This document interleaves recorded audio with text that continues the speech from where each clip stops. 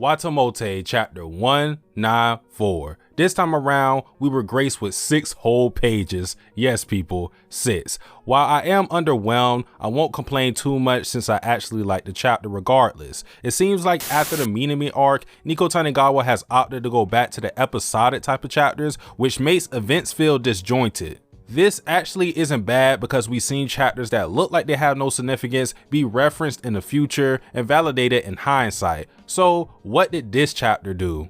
For starters, WataMote kept up the continuity by having Sachi inform Mako of her and Minami breaking up from their group with Maki and Nori. Mako is hopeful that they can make up, but based on Sachi's opposition and the manner in which the mean girls split up, I highly doubt they'll be friends again. This leads me into one of the themes in this chapter, which is the shaping of lasting relationships. As people get older, they tend to drift apart from their friends. This happens in real life and is happening in WataMote. With the mean girls being the example, although they didn't have a peaceful departure, their demise was bound to happen. Their group just didn't have a real foundation to last. When it comes to present time, we saw by the end of the chapter, Mako and Sachi break apart from Minami right before our eyes. Sachi ran off with Tomoki and Mako ran off with Yoshida. While they probably didn't want to be in Minami's company because she was bad-mouthing their crushes, which I'll talk more about, I think it mostly boils down to them simply choosing the person they want to be with more.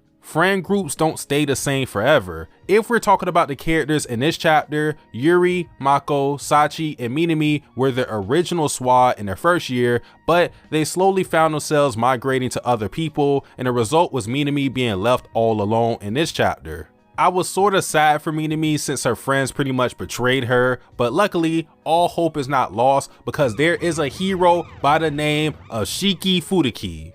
The reason I mention her is because there seems to be a trend in WataMote. If you pay attention, you'll notice there will be a duo that's closer than most other people they hang out with. For example, Akari has Sayaka, Komiyama has Ito, Fuka has Miho, Nemo has Akane, Yuri has Tomoko. You get the point. Most characters, not all, but most have that someone that they can claim to be their best friend.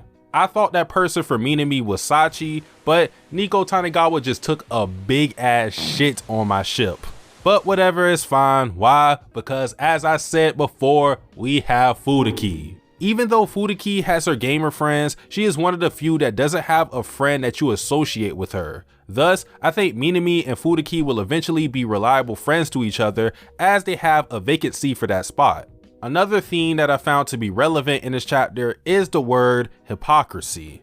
Now, this isn't a foreign concept, not when our MC is one of the biggest hypocrites around. Nonetheless, all of our girls were victims of their own sword. Starting with Sachi, she insulted Yoshida for possibly being into younger guys, when in fact, she is the one that is romantically interested in Tomoki, who is her kohai. And side note, these girls are very brave to be talking this reckless about Yoshida. Just ask Komiyama how that went for her. Back to business, Minami was talking shit about Yoshida and Tomoki, mocking them for being loners, when we saw just a couple of chapters ago, Minami was down bad. And in her case, it was much worse because she was an involuntary loner. As for Mako, normally she is the moral compass of the group, denouncing the girls' bad-mouthing, but she too was a participant after seeing Yoshida hang out with Tomoki. Lastly, when it comes to Yoshida, although she hasn't proclaimed to be this type of person, her inner image of innocence is now in question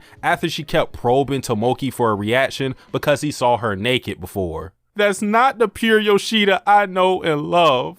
Amongst the hypocrisy, jealousy appears to be the driving force in the case of Sachi and Mako. Sachi was going so hard on Minami for the sake of Tomoki, I thought she made it very obvious she was into him, but maybe the other girls were too preoccupied in their thoughts to notice. On the side of Mako, her and Yoshida's relationship has been slowly growing out of our focus. SadDoctor on Reddit even made a compilation of the progression of Mako x Yoshida, which I linked in the description. It is amazing attention to detail, so I would advise you checking it out. The point is, Mako doesn't like Yoshida spending time with others too much, and while she says this is because Yoshida is not thinking about her future, which is kinda true, I don't think that's all there is to it. There could be a romantic factor in Mako's intentions, but right now, it's still hard to say that without a sliver of doubt. And if that's true, maybe Tomoko is a better judge of character than I thought because she kind of called Mako being a lesbian. My favorite part of the chapter comes from Minami's childlike excitement when she thought the coast was clear to badmouth someone. You could just tell she wanted to unleash, and like hell she did. As soon as she thought she had the green light, that filter was switched off and she had a flurry of words for Tomoki and Yoshida. I must say though, although Minami went back to the bad side of her personality, we had to accept it's a part of her. People may not like it, but look on the bright side. The fact that she was restraining herself in the first place is a show of her growth. Also, she really wanted to get rid of them damn beans. Now, my least favorite part of the chapter is the progression of Tomoki's harem. I've already said this before, I'm not really a fan of Tomoki's ships. I find them boring because all of them are extremely one-sided.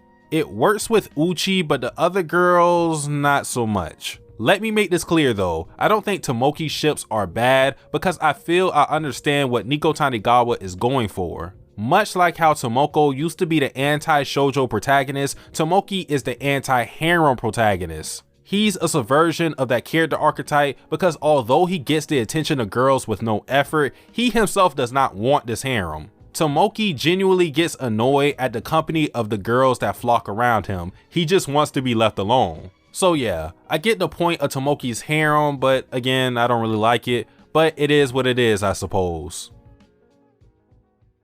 Well, people, that about does it. Not much to this video. I'm surprised I talked about a 6-page chapter for this long, but the only thing I want to say before I close out is buy volume 18 of WataMote. The cover I'll put it in a video, but it's the cover Tomoko with the silver hair, so already is looking good, and the content of WataMote is always good, but especially 18. It's in English, so I advise everybody to buy it. Support Nico Tanigawa. But with that being said, people, that is it for me. I am Satsuki the Savage. Like, comment, subscribe. I am out. Tasting your soul, you're not in control, just giving you goals. Scared of your past, the future is closed. The start is the end is a start. They both are the same, can't tell them apart. Nigga, that's cuz the intro was the outro.